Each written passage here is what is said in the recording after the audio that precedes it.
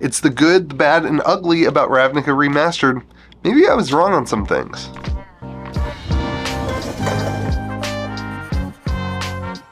Well, what is going on, everyone? Welcome back to Kitchen Table TCG. My name is Louie, and I hope you're having yourself a fantastic day, and I hope you had a great weekend at Ravnica Remastered release parties and hanging out with your friends, playing the set. I know I did on Friday night. We drafted at Game Grove, my LGS. We had a blast. We had 24 players in a draft. We had 3 full 8-person draft pods. It was an absolute blast, and it was really cool to see people out and enjoying the set, even though I've been pretty negative. I've been pretty negative on Ravnica Remastered. Since its launch, I have criticized this idea that there's just not enough in Ravnica, in the block of Ravnica, to have a master set, a remastered set, which is basically a master set, that only focuses on this plane, especially when you have all the Commander Masters and Wilds of Eldraine reprinting things like Smothering Tithe and Doubling Season, all these cards that should be in a remastered set for Ravnica. So I've been very critical about it, but I think there are a few things that went really well with this release, and I want to talk about those. Then I want to focus on a couple of things that I think I was probably right about, and that things that they need to think through with Wizards, and you need to think through with your wallet before you just go and buy this set and some stuff that's going on. So let's get right into it. First and foremost, it was an absolute blast to play.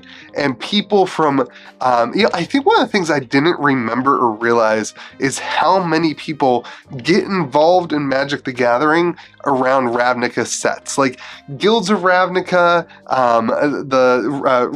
Return to Ravnica, the block before that when they went there, but then Guilds of Ravnica, the War of Spark era, was just a huge entry point for a lot of people. So at the LGS at Game Grove this week, when I was talking to people and talking about why are you here, what are you excited about, I kept coming back to, or the conversation kept coming back to this idea of, man, the first time I ever played Magic was Gatecrash, or the first time I ever played Magic was War of Spark. I'm just excited to play cards from that meta again.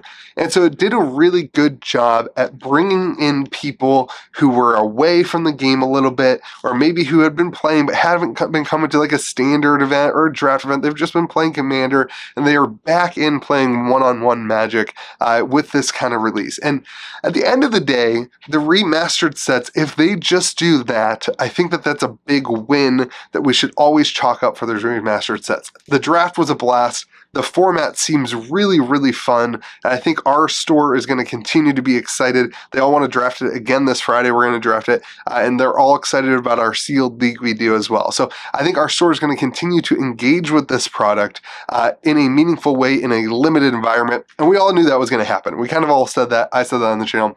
It was pretty good. But now I want to get into another win for this set, and something that you may want to think through and understand.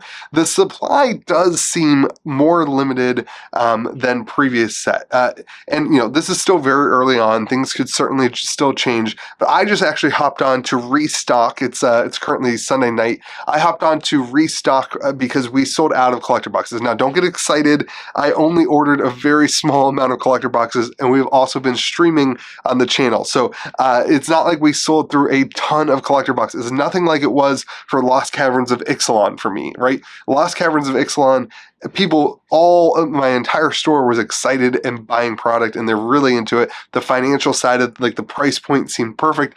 This set seems a little bit more on the expensive side to a lot of people passing on buying stuff, but I did sell out, and that's good. And so I went to restock, and one of the distros is already showing on the website out of stock. Now, they might have some at the distro level still, they may have some in relationships and conversations on the phone, but from a distro perspective, typically recently I've been getting on, and there's always been product, right? For Dominaria Remastered, for example, the last remastered set, they had an ample amount of product on release. It was absolutely nuts. But for now, it seems like the allocations and the amount of product at distro may have been scaled back a lot. And I have heard this from other stores who cracked open a lot more boxes. The pull rates on the serialized cards seem to be a little bit more frequent than previous sets, which is good if you care about the scarcity of the product, because that means, it's the same number of serialized cards of 500, around 60 of them, something that's the same number of serialized cards, and so it might mean that the print run's a little bit less than anticipated previously, which I think would be a good thing for these remastered sets. I do think that they printed way too much Dominaria Remastered. The market just kind of rejected the price point. It hurt stores, hurt the communities. It's a good thing to have some filter there. Again, I still think the price point's too high and all that kind of stuff. But I think them being kind of out of product is a good sign. Now, TCG Player, you've got about 80 boxes under 280, and I think 280 is where I would like to see this box from a distribution perspective, from a store perspective. Around 280 is where I would like to see this box sold for and winning. And you got about 80 of them under that, which isn't too many on release. It's actually, I actually had that down as a positive, but then I got to eBay, and the eBay price right now is $233, which is like $5, around $5 difference than distro cost. It's really, really cheap on eBay. So that I wrote down eek right there, because that's a pretty low amount of money, and it's a little bit nerve-wracking from a store perspective. Nonetheless, I did restock with a small amount of boxes because locally people are excited about this. They want to open up serialized cards.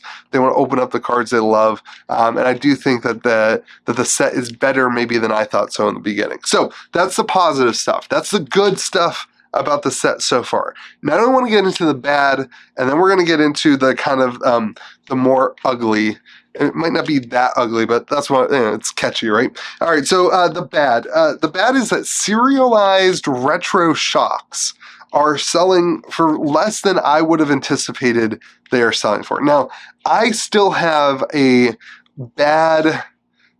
My brain still is broken, I think, a little bit by the pandemic and by indie TCGs and the price points of, those marketplaces. But when I see a serialized retro frame Shockland, take a Breeding Pool, one of my favorite artworks in the game, an amazing card. I'm a huge Simic player, is kind of my favorite, so I go to Breeding Pool as like the main card for me. I think, oh my gosh, that's going to be a $1,500 card. Serialized out of 150. There are millions of Magic the Gathering players. Millions of, hundreds of thousands of collectors, people who care about this stuff. The game is huge. A 1 of 500 of an iconic card like Breeding Pool should be a huge price tag, right? That should be a $1,500, $2,000 card, right? That, in my brain, that's where I go. And then I see that they're selling for $450. And I'm just like, oh my gosh, that's not even double the price of your box? You buy a box for $300 and like, seemingly the best card you pull, the absolute amazing thing that you pull, this serialized card that is, I don't know, 1 in 30 boxes, something like that, 1 in 20 boxes, something, is $400? It just seems completely low to me. It seems like the market has in my opinion, I know the comment section right now is going to be like, Louis, a card is $400. What do you want? That's a really expensive piece of cardboard. Listen, I get it, but it's a really expensive piece of cardboard in a very, very, very expensive booster box. In a lot of the other collectible games that people are into, you are seeing really significant multipliers in terms of box price versus value of the card and that kind of thing. And I think that that's what they want with the serialized cards. Maybe I'm just pushing that on them. That's not what they want for the serialized cards. But the serialized cards for selling for so cheap just means to me that I feel like the market is rejecting serialized cards. I don't feel like collectors, I don't feel like people who are invested in the collectability of Magic the Gathering care about serialized cards. I'm just not there. I just feel like we've rejected it. I feel like the people who care, I saw this the other day, there's a player who got disqualified because they had serialized cards in their deck that were foil, and their whole deck was foil, but the serialized ones, they got disqualified for some reason. I think they were playing with the serialized cards. I can't remember what the playability of whatever it was, but the point was that players were using them for a specific advantage, some sort of advantage, I think. I don't know. And collectors don't even care about it. That's kind of my attitude or feeling on it. I just feel like the market has rejected the idea that they care about serialized cards. Let me know in the comment section if I'm just so far off about that, but that's where I'm at. That's where I feel like when I see a $400, $450 breeding pool sold on release weekend too. I mean, do you remember the Brothers War Shattered Glass Transformers on release weekend were selling for I sold one on eBay for $1,800 from a standard set $180, $200 collector box that not serialized, and the market was excited about that. And here we have a card that is iconic Magic the Gathering card, Shockland, for $450, serialized of $500. I don't know, man. I just feel like the market's rejecting serialized cards. Anyway, that's the bad to me. I think that's, if we're seeing that on release weekend, whew, I mean, what's the price in 3 weeks? Once more and more boxes get open, once the Walmart packs get open, all that stuff. I don't know. You're also seeing serialized cards. The most expensive one I could find was Spark Double at $600. But you're seeing like Cindervines, Prime Speakers, Zainga, the kind of uncommon, not as good ones, $90 to $120 already. Again, these are supposed to be iconic Magic cards from Ravnica that people care about, and I just don't feel like the serialized cards are bringing the collectors. I'm done. I digress. All right, here's the ugly. The singles prices have, and then we're sandwiching this, everybody. We have good, bad, ugly, and then good. Okay, so this is a sandwich. It's a compliment sandwich to you. Okay, the bad is that the singles prices are crashing. I mean, it's crazy. Somebody made a Reddit post. I'll pull it up here. I'll post it on I'll put it on the video too. But you're seeing cards dropping 50%, 60%, and these are reprints. Remember, this is so important. Oh, this is so important. These are reprints. These are cards that had an accepted market value. These aren't pre-order prices that are inflated because they're new cards. Okay, these are reprint cards that have an accepted market value, and maybe you're paying a premium a little bit for an artwork or a frame border that you want. But I mean, you're seeing 50, 60% declines on cards. Protein Hulk from $7 to $4. Guardian Project from $12 to $7. Raised Boar from $5 to $2.50. Lord of the Void from $13 to $5. You're seeing a lot of value get just demolished as people look to extract any value they can from the set when they open cards. And now Shocklands are the second side of this, okay? So this is the ugly, and then the good is like, it seems like what is happening is that people are opening up boxes, this is my opinion, people are opening up boxes because they want to get the Shocklands, and then they're selling the rest of the cards. So the ugly side is that the rest of the cards are, other than Cyclonic Rift, getting trashed. They're just getting completely decimated. Complete annihilation. I mean, it is ugly. It is an ugly singles market on that. Thank God I did not open this set for singles, because I would be a nervous wreck right now. I would be refreshing my TCG player every 5 minutes, just being like, what is happening? Anyway, the regular singles, non-Shockland singles are getting wrecked. And then you have Cyclonic Rift and the Shocklands that are actually doing okay. They're actually doing okay. The retro frame and the borderless version, the anime, I don't think that's actually anime, but the retro frame and the borderless one are actually doing okay. And I think this is the question for me. The questions for me is, what happens? Do we see Shocklands that continue to hold?